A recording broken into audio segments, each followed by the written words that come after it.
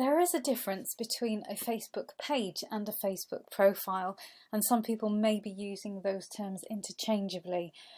But a Facebook profile is meant to represent you as a person. It's a person who has a name, a date of birth, a real person.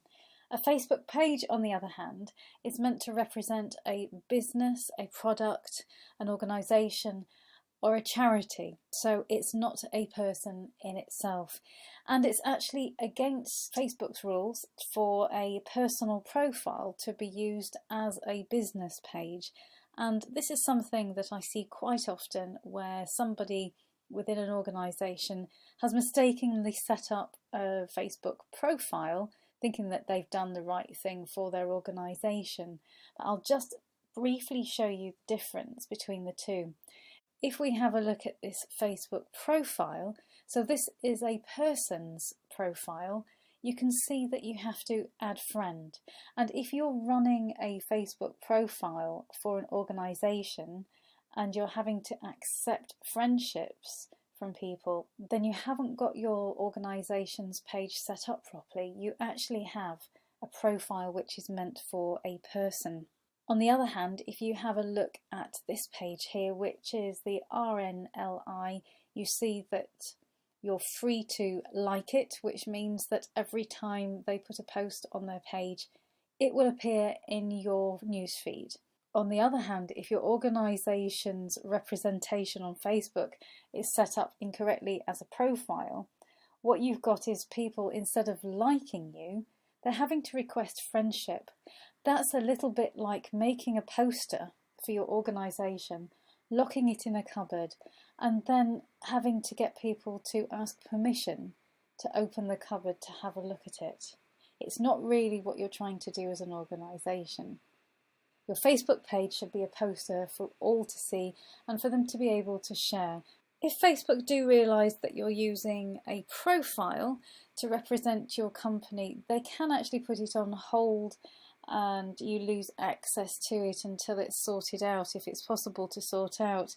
So if you do know that this is the case with your organisation, or you've noticed an organisation that is using a profile where you have to request friendship rather than a page where you simply like the page in order to see the update, then maybe you can give them a nudge.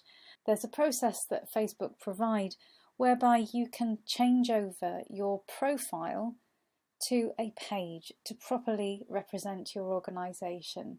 And there's lots of benefits in doing this, besides not having your account locked by Facebook, and in that you can get lots of insights into who the people are, the demographics of the people who are looking at your page. And for an organisation, there are actually a lot of benefits to properly setting up your page. It's really designed for businesses and organisations with lots of features that help to encourage connections between you and your customers. And you've got this thing called Page Insights, which gives you oodles of statistics and interesting information if you're interested in it. Crucially, the other thing that having a page allows you to do is to assign somebody else to be an admin alongside you. This is really scratching the surface of the various facilities that a properly set up Facebook page can give you. But if you do find that you've got a profile rather than a page, you can go to www.facebook.com/pages/create/migrate, and this will set you off on the process of switching over that profile, which is not good for your organisation, to a page which really truly can be.